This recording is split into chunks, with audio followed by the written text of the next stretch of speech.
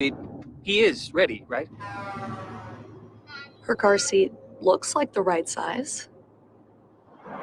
There are probably rules on when to move up to a booster seat, aren't there?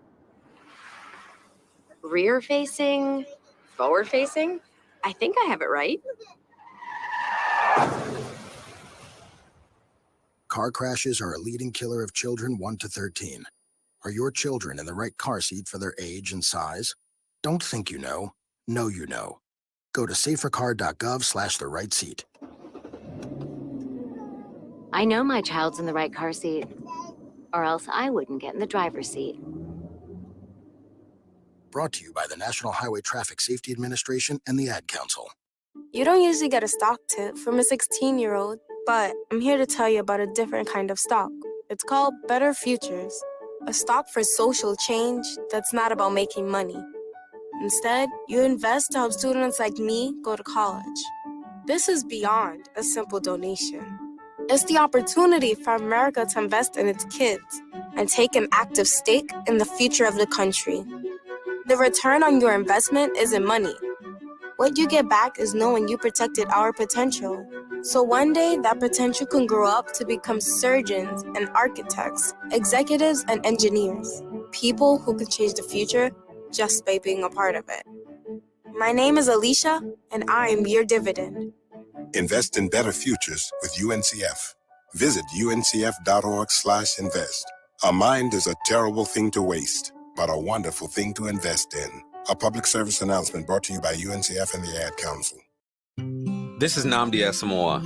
I play football for the Philadelphia Eagles, but what I do off the field with United Way might be more important. I'm a volunteer tutor and mentor. Why? Because over 1 million kids a year drop out of school, and that's not okay. It takes 12 years to create a graduate, but it takes about the same time to create a dropout. And the difference between a child becoming one or the other could be me, or it could be you. Studies show that if we get to these kids earlier, their chances are better, and kids who read well by 3rd grade are more likely to graduate. So join me in United Way. Suit up and take the pledge.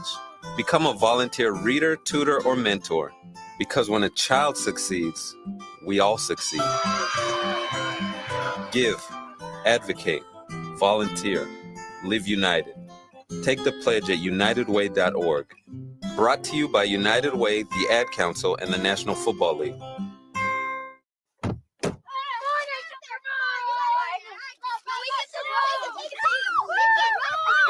They'll challenge your authority.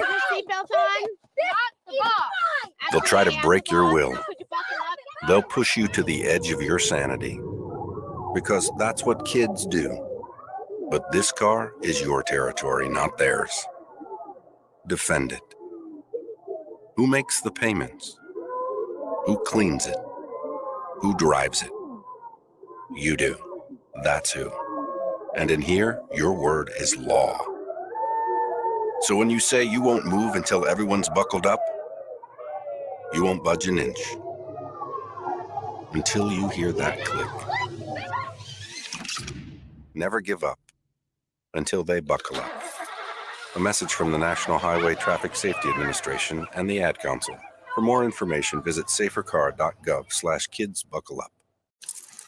Let's go inside the mind of a 10-year-old. I should have worn those earrings today. I like those earrings. Gabby has those awesome earrings. I need to ask her where she got those, but that's just what she would want me to do.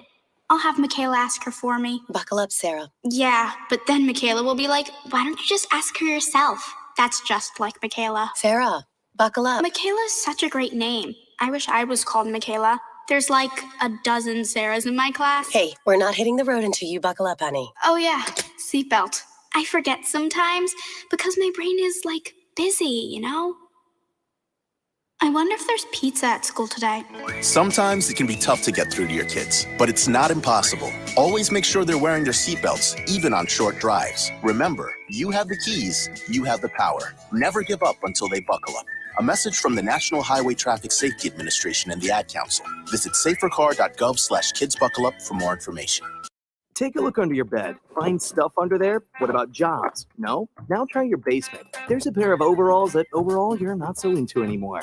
A perfectly good laptop that hasn't sat in your lap in months. And even more stuff, but still no jobs? Well, you really have both. See, stuff is defined as household articles considered as a group. Sometimes this stuff is no longer needed. Wait, no longer needed? That can't be right. Because remember those jobs you were looking for? Those are really needed, and they're the stuff inside your stuff. Even inside that winter coat that moved with you to Phoenix. Our job is to unlock those jobs, and it starts when you donate your stuff to your local Goodwill. Here's how we do it.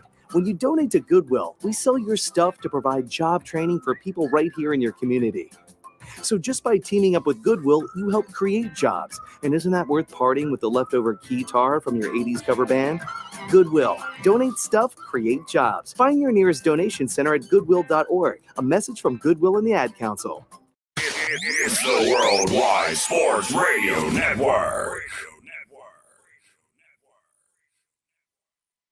Little roller up along first, behind the bench. It gets through Buckner. Here comes Knight, and the Mets win it. See you in Pittsburgh. Can't wait.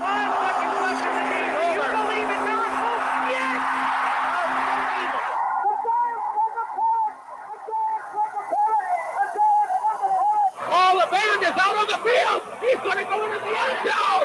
He's going into the end zone. Montana looking, throwing in the end zone. Dwight Clark.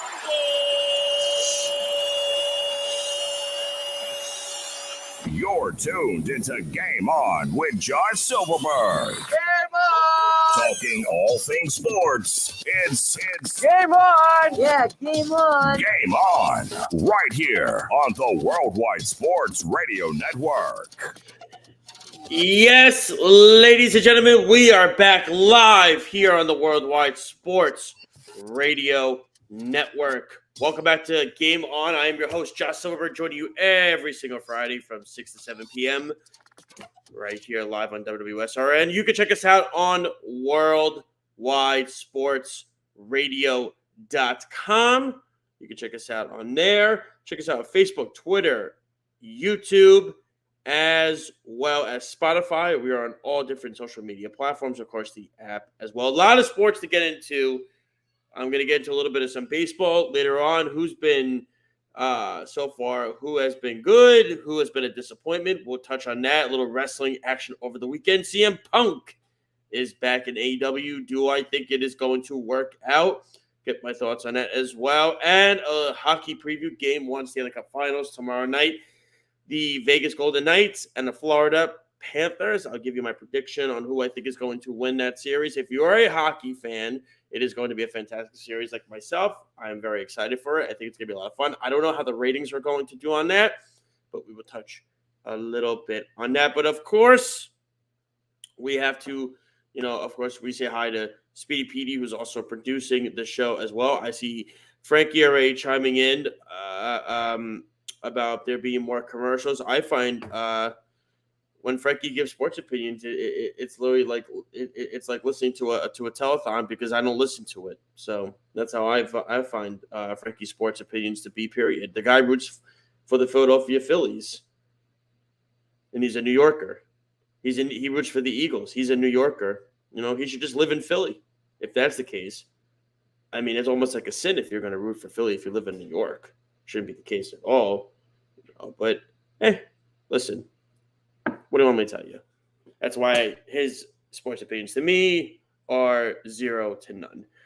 Let's get right into it, ladies and gentlemen. Let's start with what happened last night. Game 1 of the NBA Finals officially kicked off. Touch base on that.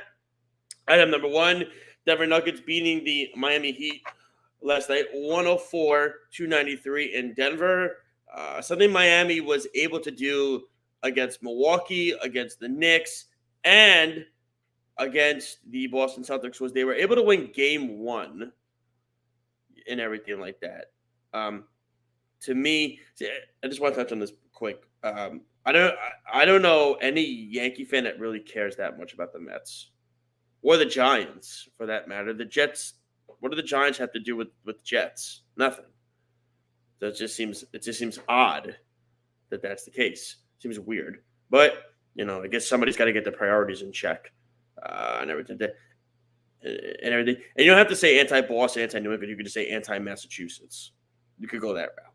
But, want to give them a little demographic lesson there. In regards to what happened last night with with the Miami Heat and the Denver Nuggets, we saw last night the Denver Nuggets kind of flex their muscle a little bit with, of course, Jokic and Jamal Murray doing their thing. And see, it's interesting. Doug says that series is over. It's weird because last night I'm watching this game and I'm saying to myself, boy, I know the Nuggets won the game and they did that, but the reality of it is this. The reality is that the Miami Heat had a chance to win that game last night. They just didn't shoot the ball well. I mean, you look at the numbers in itself, right? From last night, Jimmy Butler 6 of 14, and Caleb Martin was 1 of 7 from the from the field goal range and everything like that. So to me, and everything, and Frankie, it's called the IL, not the DL. Okay, come on. And I'm glad the Yankees are activating Stanley because he's on my fantasy team. It's about time he did something. He'll get hurt another 3 weeks for another injury. Caleb Martin did not shoot the ball well last night. Neither did Jimmy Butler. We saw this firsthand. In regards to how they shot the ball. Now, Denver shot the ball 50%. They didn't shoot great from 3, but they shot the ball 50%, especially inside in the paint where you had Jokic doing his thing, and then you had the Miami Heat only shoot the ball 40%. So that's an issue in itself right then and there. When you look at it in that perspective, it's how are you going to guard Nikola Jokic? How are you able to do that? The thing of it is he's unguardable. We see this because the thing of it is, I believe he had 10 points and 10 assists in the first half alone. And I don't know a big man that could be that elusive with the ball in his hands as much as Jokic is. Now, you could try to put Adebayo on him. I heard somebody say Cody Zeller should be the one guarding Jokic. It's not going to do anything. You can't guard Nikola Jokic. And then if Jamal Murray is getting open because you're double teaming Jokic, you're going to get hurt. Now, again, Miami had a chance, I believe, to win that game yesterday. I don't believe that series is over just yet. I don't. Here's the thing. When I look at it in this perspective, Miami could grab 1 or 2 games, I believe, on the road. Now, I do think Denver is going to win this series. I don't think it's going to be a sweep like everybody is saying. I think it goes 6 games. All right, if it goes 5, listen, people are going to say, "Yep, we knew that was going to happen." That was really the biggest thing. That's the big issue right there with Miami's. How are you able to guard this team? Because again, you also had Aaron Gordon, 7 of 10, Michael Porter, 5 of 16. But then you also, again, Jamal Murray, 11 for 22. And again, I didn't say Miami was going to grab 2 games in Denver. Denver could go up 2-0, and Miami could grab 2 games at home and make it 2-2. And then they go back to Denver, and then they could win the next 2, I think. Game 5 in Denver, and then I think they can win 1 on the road. But I have to see how Denver does in Miami. But we'll see. Again, I still think Denver's winning the series. That's not what I'm saying. So in regards to what is going to happen there, I think the biggest issue is this. I don't think you can double team Jokic because other guys are going to get open. That's going to be the biggest problem.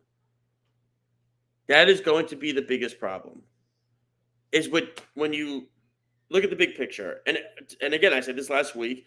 In the game today, not in the past, because I know Popovich is still coaching, I think Spoelstra is the best coach in the NBA. I think he's the best strategist coach. I think he gets the most out of players that he has. That's how Erik Spoelstra is. I would love to have him on my team. I just think a guy like Jokic is just it's going to crush Miami because, again, Miami was doubling him last night, and then the problem was Jamal Murray was getting wide open and everything like that. And then that was a massive, massive killer for them. You can't do that. That's the biggest issue. You can't do that. And yes, you hear my son upstairs probably throwing things and everything like that, so I apologize for that. The biggest thing is this.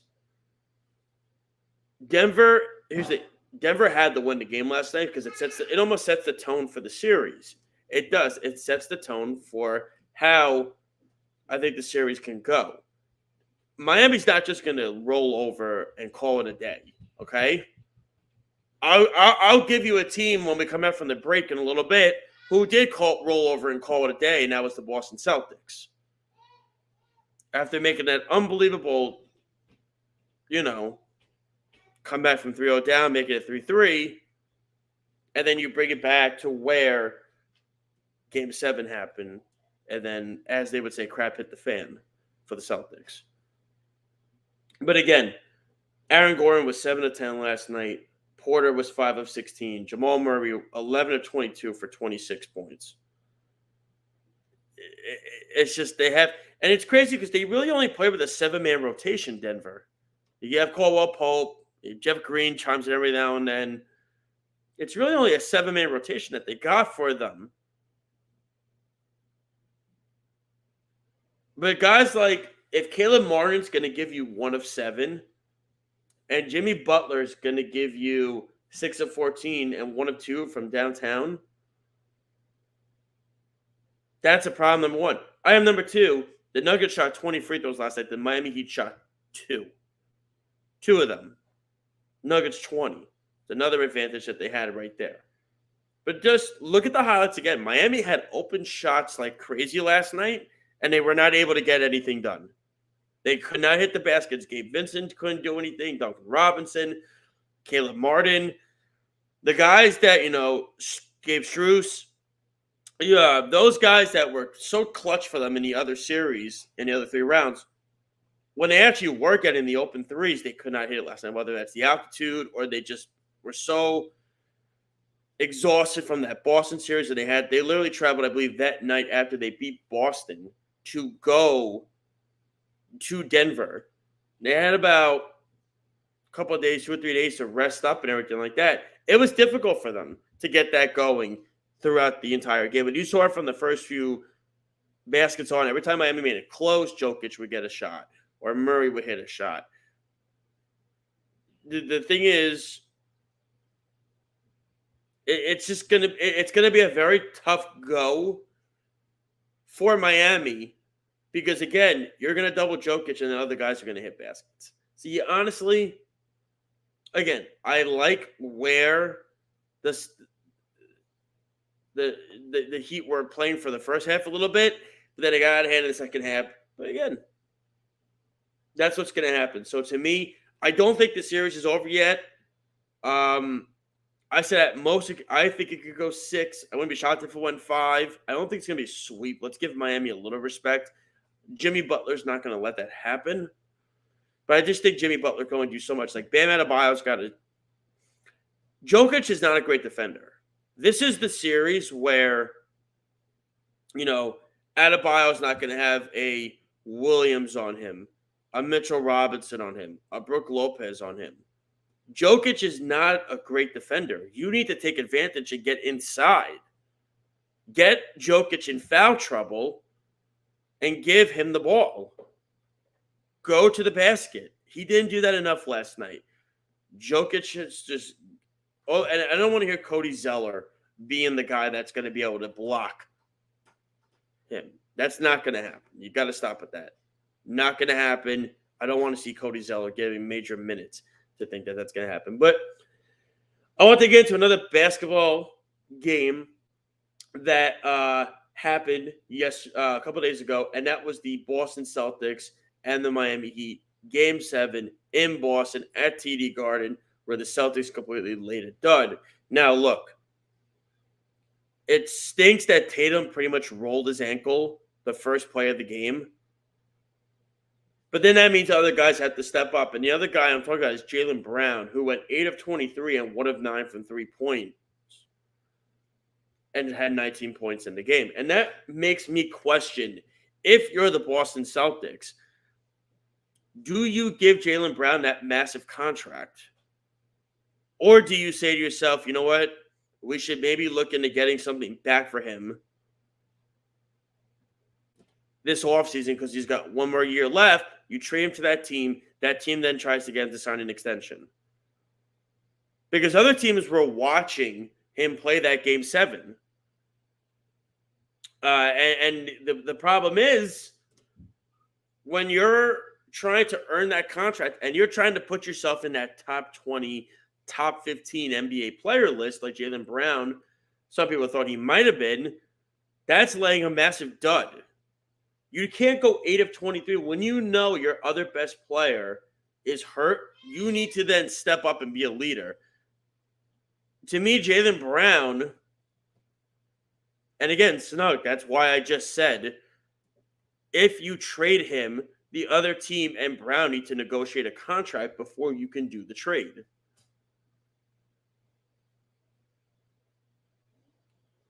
If you're Jaylen Brown and you're the Boston Celtics, you have to look at this and say, are Tatum and I working? Is Jason Tatum and Jaylen Brown working? Now, look, Brad Stevens was here when they both were drafted. Tatum's not going anywhere. Tatum is a top 5 player, I believe, in this league. The problem with Tatum is he's very hot and cold. He's not consistent enough.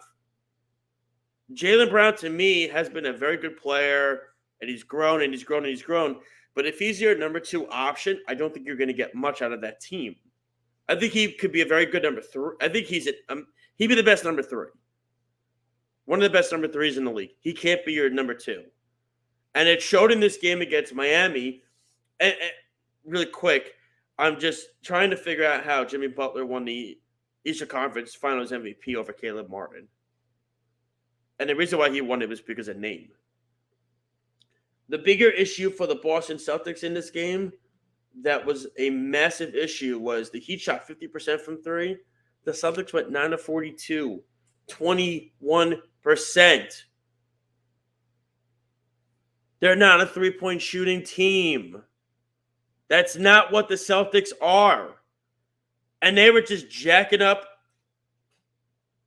three-point shots every which way throughout the game. Now, they already said they're bringing back the coach next year, which they should. He got to the conference finals Game 7. But the question now remains is if they would have just done what they did in games 4, 5, and 6, if they did that earlier in the series and not be too late, could the Boston Celtics have won the series earlier? To me, the Boston Celtics are not a three-point shooting team. They're not. And the fact that they kept doing this throughout the entire game, okay? Your game, drive to the basket, get in the post up players, get inside, get your baskets that way. When you're shooting 21% from 3, I think you have to call it a day at that point and just try to make your baskets inside, make them work in the paint, do it that way.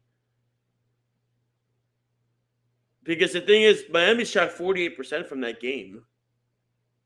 I believe Boston shot 39%, which is, again, horrid because their three-point shooting was awful. But, again, when you're Jaylen Brown and you're shooting, you're 1 of 9 from 3, it's not going to cut it. And then they got booed off the court in the game. And they had every right to be booed by that performance. It was embarrassing.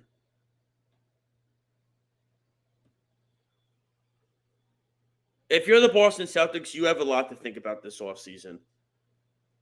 Now, if you want to give it one more go, it would not surprise me if they did. Again, you could trade Jaylen Brown as long as that team that gets him gets a negotiated deal with him. They get 72 hours to negotiate, and then it could be like a sign and trade kind of thing. Or you take the chance, you take the risk, you give it another go for one more year with Brown and Tatum together. I mean, it hasn't worked the other amount of times. I don't see how it's going to work next year. Because the thing of it is you look at it in this perspective.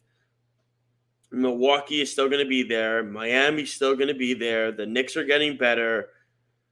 Philly, I don't know. They got Nick Nurse. Yeah, that's not happening. Snug. Relax. You wish, that's for sure.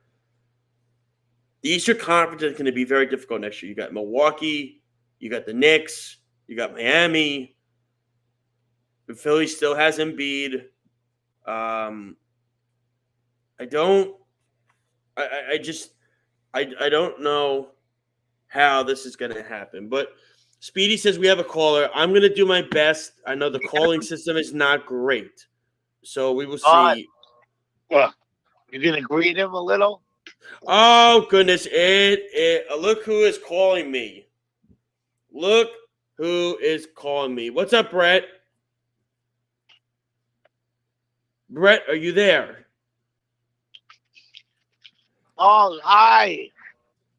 Hi, Brett. What's going on, man? I see Todd's on, too. He wants to talk basketball. Yeah, what do you want to talk? What do you want to talk basketball? Todd, what's up? Let's talk basketball. All right, talk to me. What do you want to talk about? The Knicks. Who are they going to sign in the offseason? Who are the Knicks going to sign in the offseason? Well, the Knicks have a very interesting offseason, right? You have the player in Jalen Brunson. Okay, so you have your superstar right there in Jalen Brunson. You have to build around that guy. The thing of it is that the Knicks, they don't have much cap this year, but they're going to have a lot more next year. They have plenty of cap room this year. Plenty. Nah, they don't, because they have a lot of the guys set up. Speedy, check how much cap the Knicks have this year. It's not much. They're the sixth best cap space in the NBA. Speedy, check that for me if the Knicks have the sixth best cap space this year, because now the Knicks up 5, 6, something like that. Yeah. Now the thing of it is that the Knicks can get a superstar. They can bring one in here. Someone like that. That's the thing. They gotta because I think Julius Randle, I don't think is a guy that should be here. I think Julius Randle needs to go. I think he's a head case. He's a drama queen. He's somebody that grabs the attention. When he gets the ball in his hands, the ball stops.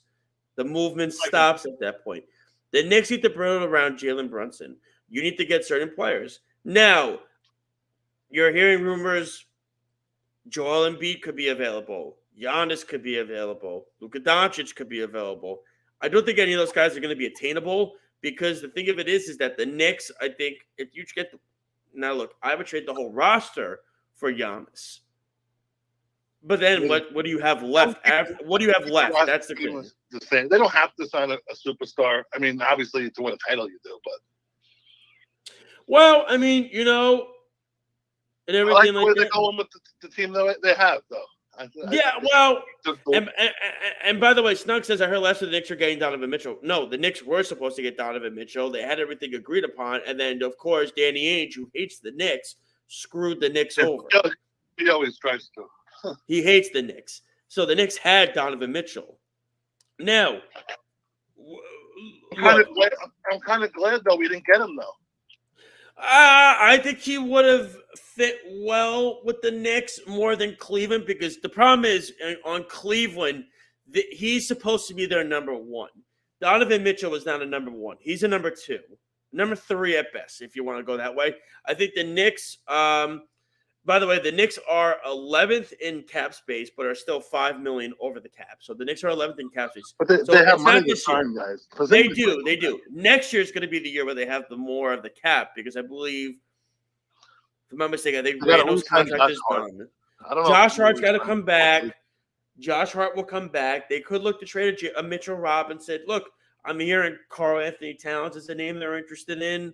I don't want Towns. Well, listen, you're only so limited at what you can get, Todd. That's the issue. You're only so limited at what you can get. That's the issue.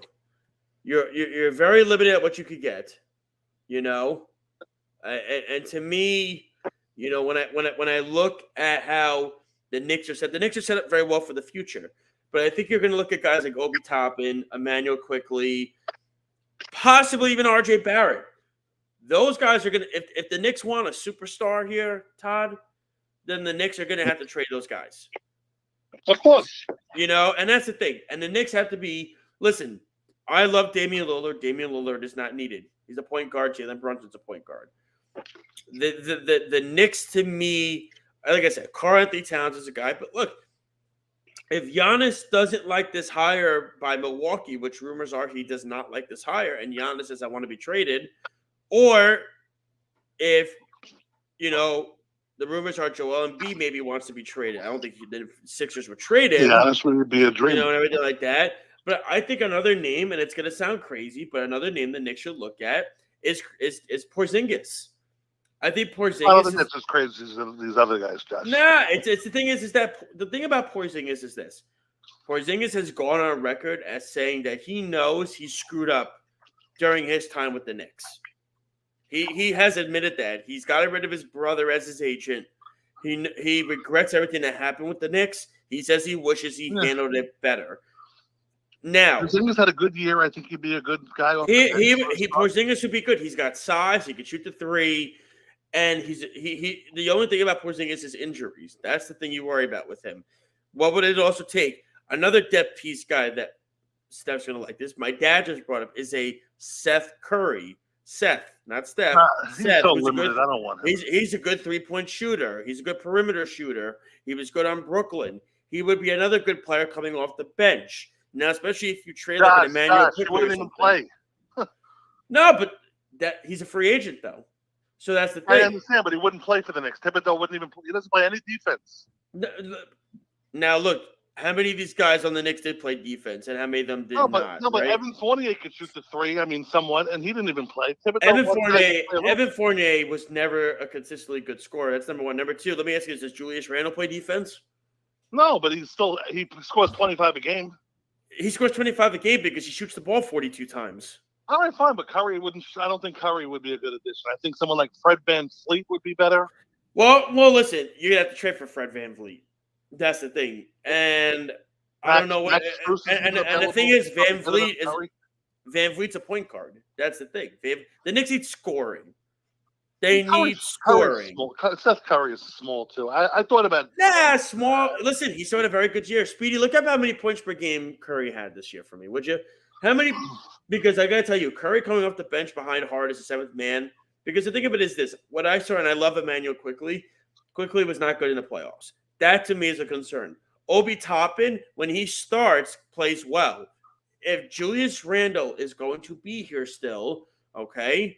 If Julius Randle is going to be here, then Toppin cannot be here because Toppin is not a good bench player. So the Knicks need to figure out this depth. I wish Toppin would play more. Oh, everybody wishes that Toppin would play more. That's the thing. It's just the problem is Julius Randle is hogging up the time.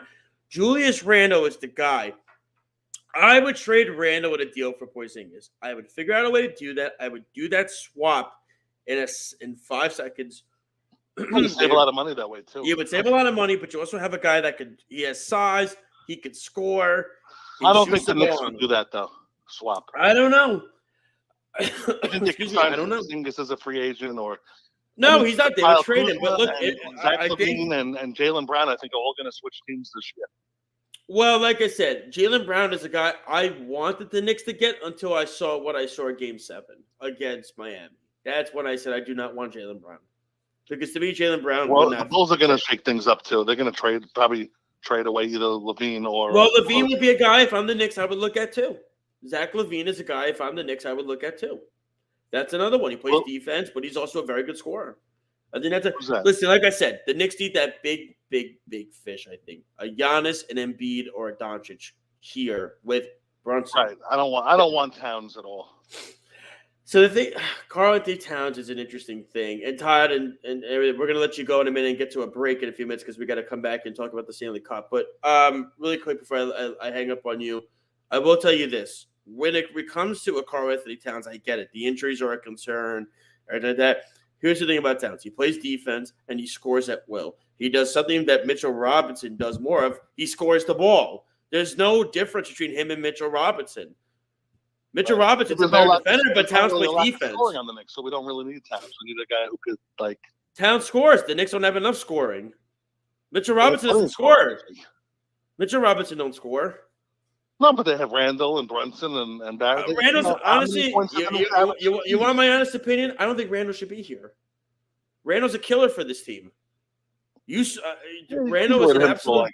He's a dud for this team. He's a bad guy in the locker room. I'm convinced his teammates don't like him.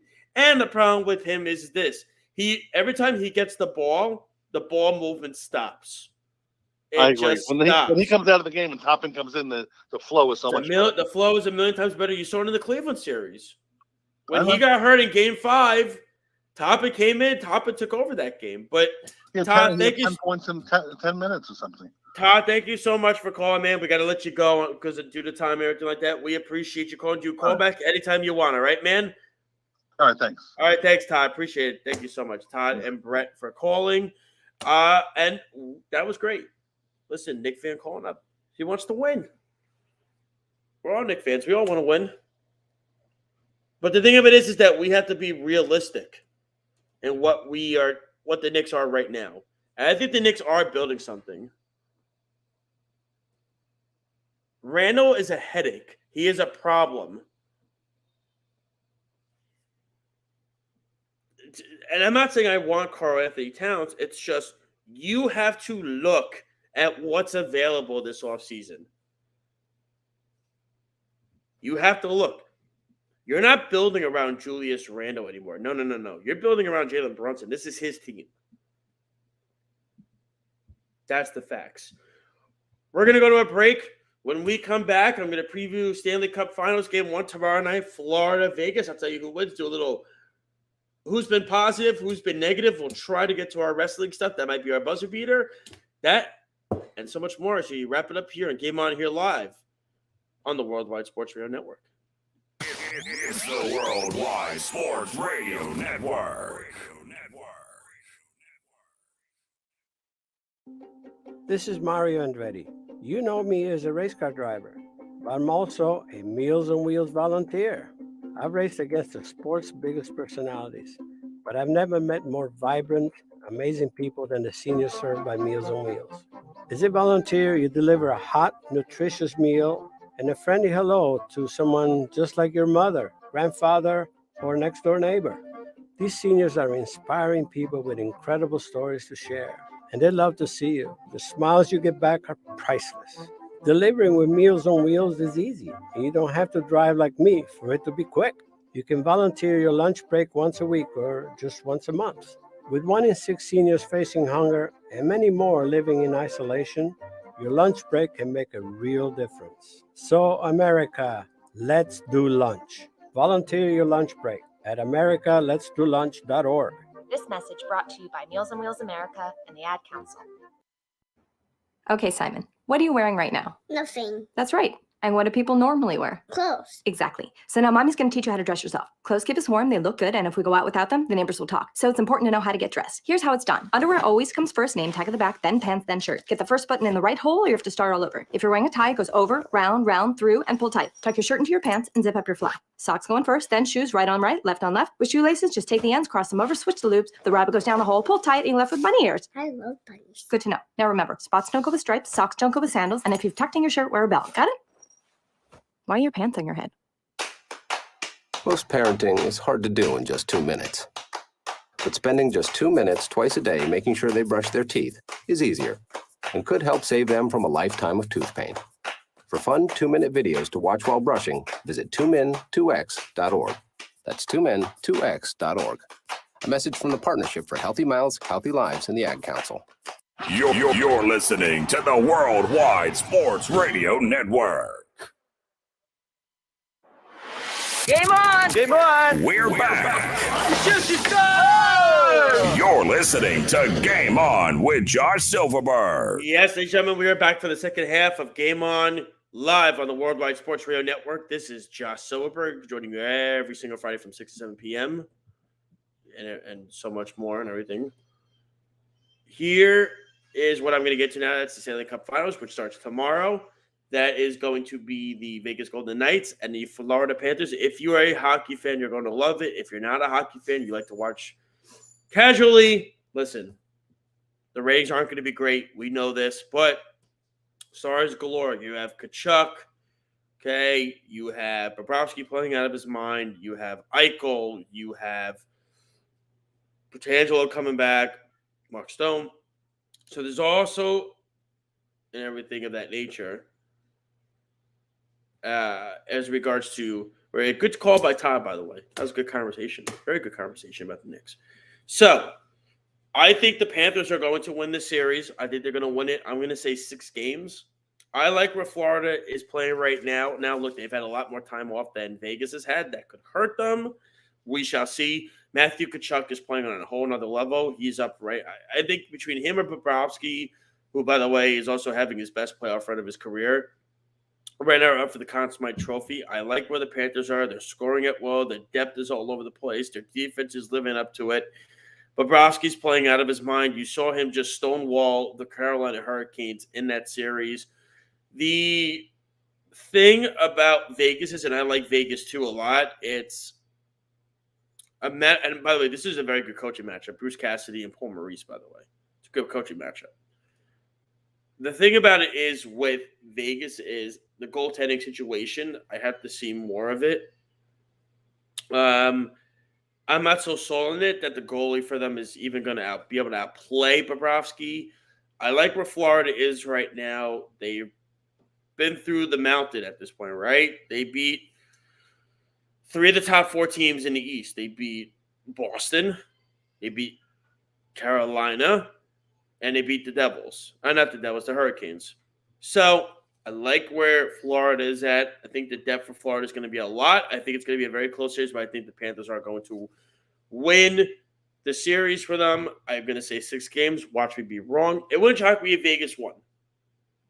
Okay, that would not surprise me at all if Vegas won the series. That's something that I feel like these two teams are close with depth with each other. That's the thing. Now, again, Vegas has a lot of scoring depth. I said with Eichel and Stone and those guys. Potentials won a Stanley Cup. We know how he is and everything. But again, I think it's going to come down to coaching, and you have 2 of the best coaches in the league, in Bruce Cassidy and Paul Maurice, coaching against each other. So that's going to be an interesting matchup for them. I like where this series is going to be. I would shock before 7 games. So we'll see. I expect South Florida to be hyped for that series in regards to the Florida Panthers. How about Florida? 4 straight years in a row, their team has been to the Stanley Cup Finals. Tampa 3 straight years, and now the Panthers. So good for them. So we will see how that series goes. In regards to how the Major League Baseball season is going, look, I'll give you the teams that have been a positive so far this year, that have been very good. I don't want to say surprises, but they're good ones. Number 1, the Tampa Bay Rays. The Tampa Bay Rays have been excellent this year. They've stayed consistent. They're constantly winning games. The crazy thing is their bullpen has been very underwhelming this year, which is very odd. It's not the norm for them. But the thing about the Tampa Bay Rays this year is they're really getting everything from their starting rotation. They just got Tyler Glasnow back. I know it's going to take him a little bit to get going, but of course you have McClanahan doing his thing already this year again. I like where the lineup is with Franco, and then, of course, you got guys like Harold Ramirez stepping up and other players for that team. It's, of course, Arozarena doing his thing like he did 2 years ago. The Rays have been a very positive team. We say this every year about Tampa. Nothing changes. So I think they're in. That's 1. Another good team this year, the Baltimore Orioles. Okay? The Baltimore Orioles are another team that has been very good this year. You look at them, that back end of the bullpen is deadly. I like where their lineup is. Of course, the front office has to show me that they're ready to compete. And that's at the trade deadline. They need a frontline starter. And there's going to be frontline starters available. There are going to be frontline starters available at the trade deadline for the Orioles to acquire. They still have one of the best farm systems in the league. They have one of the best in Jackson Holiday, who could be up next year already. It's crazy. It was just drafted last year. They have Adley Rutschman, who they need to sign now. Again, it's all about ownership. You need to prove to me and to the fan base, are you ready to compete, or are you just ready to make the playoffs and call it a day? No. I feel like this is a very huge opportunity for Baltimore to really step up and say, okay, we have the players to get this thing done. You have Cedric Mullins. I know he's hurt right now. You have Mullins and Rutschman and other guys as well that have done well for them. the back end of their bullpen is deadly. It's unbelievable. The trade with Minnesota, they got the guy, oh, God, I forget his name, who they got from Baltimore, and the deal for the closer has been fantastic for them. They need a frontline starter. Now, again, there's going to be guys available. Depends who you're going to name, who you're going to look at. You know, if Cleveland falls out, does Shane Bieber become available? Boston, Chris Sale. You know, I just keep thinking about names off the top of my head right now. I'm trying to Chicago with Marcus Stroman. You know, I mean, you need a front line starter. I think if you're Baltimore to get that going, but I think the Orioles are good there. That's number 2. Number 3, the Yankees have gotten by with these injuries. They get standing back. Other guys as well are coming back from this weekend against the Dodgers. The Yankees are going to get in. They've done a good job. Aaron Judge has been massive. And no, Max Scherzer is not going to be available. I'll explain that to you after Snug. Why? Because the National League is horrid. You know, when I look at the Yankees in itself, it's the same thing with the Yankees. It's the bullpen, and it's consistency getting into the postseason. Are you going to be an all or nothing team? So that's what it comes down to. And by the way, Speedy made a great point. Max Scherzer's making more than the entire Orioles payroll combined. They're not going to get Max Scherzer. So the Yankees are in a good spot. That's 3 teams right there. Texas, and this is without Jacob deGrom, by the way. They're doing great this year. They spent the fortune. They should be doing well. So the Texas Rangers, to me, have done unbelievably well this year. You know, you look at Texas itself. Look, 35-20. They're ahead of the Houston Astros right now. And to me, I think Texas is another team that's going to get into the postseason. I like their Eovaldi's been very good for them. John Gray's been pitching well for them. The lineup is getting going. They're going to get Seager back if they didn't get him back already. I like where their team is at. So, of course, when you add Bruce Bochy and you have their payroll, you should be winning. So that's another team I like where they're at. Houston's doing what they always do, and that's without Altuve. Altuve's going to come back. I think it's going to straighten everything out for the Astros. I do think the Astros are going to win that division still. Texas will get a team, and Houston will win that division over Texas, but I think Texas will get in as a wild card. So you got right now in the American League, you have Tampa 1, Baltimore, the Yankees with 2 wild card spots. Okay. And then Texas and Houston. So you have 5 teams there, and then the Central. Yeah, I got to pick one.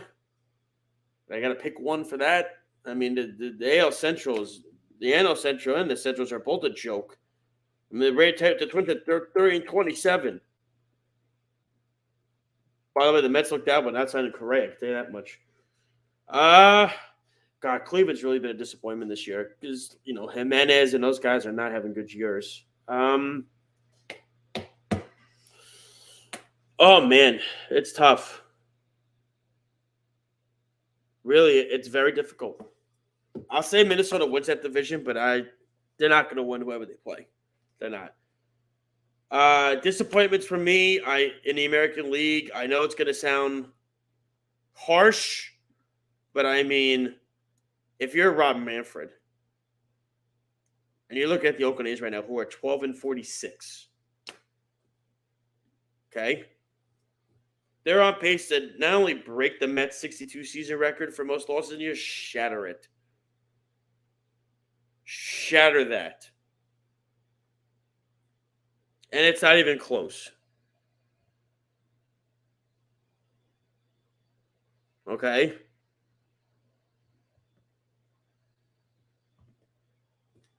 So, to me, when you look at the Tigers had a 162 game season record of 43-119. Oakland's going to shatter that. Absolutely. If you're Rob Manfred, you're looking at that. And they're going to go to Vegas. They've tried, but they've had some successful years. But, I mean, this is a joke.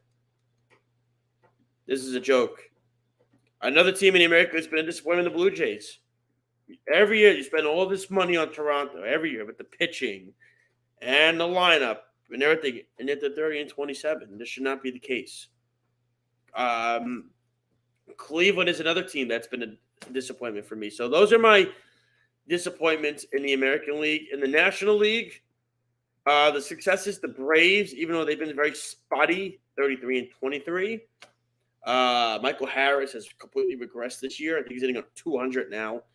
Acuna's up and down. Albies is not the same. And everything like that. So I'll give the Braves some success. Arizona, the Diamondbacks, 34-23. And the Dodgers, both doing very well this year, despite everything. So those are good teams. So far I've given the Braves, the Diamondbacks, and the Dodgers. That's 3 spots right there. I would say disappointments to me are the Mets, but I do think the Mets will at some point get it going. Think the Mets will get on a run. The Phillies have been a disaster. Trey Turner has been awful. I mean, Nola's has an ERA near 5. And the Padres, man, 26-30 with all that money. And then the NL Central. Look, give the credit to the Pirates, 20-27. So right now, you got the Braves for a spot, the Diamondbacks for a spot, the Dodgers get a wild card spot, the Mets get a wild card spot. I mean, it's like the rest of the National League is just awful. I mean, it's like I can't even pick somebody for that last wild card spot. Giants 28-28. Marlins are 29-28. I mean, I have right now Milwaukee, I think, is going to win the Central. I mean, I unless the Cardinals get it going, which I think they can, but geez, they're a disappointment. So the National League is awful. I would say Braves, Brewers, Diamondbacks, Mets, Dodgers, and they got to give it another spot. I'll give it to the Phillies. I think the Phillies will get that spot. I'm going to write that down. I think the Phillies will get it going at some point. But, I mean, geez, all that money they spent on the Padres. They're not even going to make the playoffs, the Padres. Embarrassing. I mean, it's just, we talk about competition in baseball, but it's like, I feel like it's lacking, right?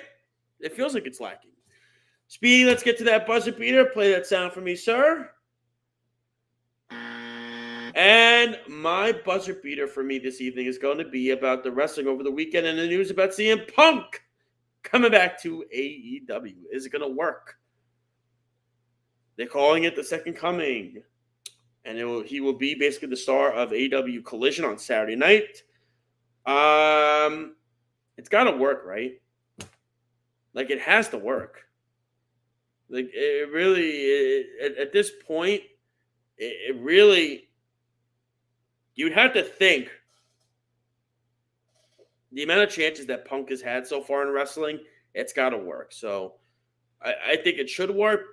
They'll be on separate shows from the Elite, so we'll see. I thought Double or Nothing, minus the last 2 matches for the championship and for the Anarchy in the Arena, the pay-per-view was very meh. I thought Clash, Clash Champions was a very good ending. Of course, the Usos, the Bloodline story is the best story in wrestling right now. There's no doubt about it. It's not close. That's the best story in wrestling. I think now you're going to get the Blackpool Combat Club and the Elite. It's a good story, but it's not going to be the Bloodline story. That's the thing. I want to thank the fans, of course, for tuning in. Again, thank you, Todd and Brett, for calling into the show this evening. We had a great show. A lot to talk about. We'll talk about more next week as the NBA Finals progress, as the NHL Stanley Cup progresses, as baseball progresses, and we'll get to all that. So much more. Again, you can check out my show as well as other great shows such as Sports Loudmouths, The Wise Guys, the Buffalo Bill Show, the Betting Show, Kenny Show, all that show right here on the Worldwide Sports Radio Network. Again, check us out on worldwidesportsradio.com, Twitter, Facebook, and Spotify, amongst other and so much more. See, and my dad says, what about me? I always thank him for his text messages during the show. I don't have to. But I'll thank him anyway. Thank you. Thank you for chiming in. I know Snug loves to hear the knowledge of one Nelson Silverberg. Loves to hear the knowledge. So, and I'm going to get him on the show at some point. He will be on. We will get him live and everything like that. But, ladies and gentlemen, thank you so much for listening. Don't forget to check out the Weekend Crunch on 103.9 FM, the LI News Radio Network. That is, you can check down, I believe, on iHeartRadio, if I'm not mistaken, Speed. I could be wrong about that. I think it's on iHeartRadio, isn't it? And everything like that. And so much more and everything like that. Thank you so much, everybody, for tuning in. We will talk to you next week. Have a wonderful, amazing, great weekend. We'll talk to you next Friday, same time, same place. Have a good weekend, everybody. You've been listening to Game On here live on the Worldwide Sports Radio Network. You're listening to the Worldwide Sports Radio Network.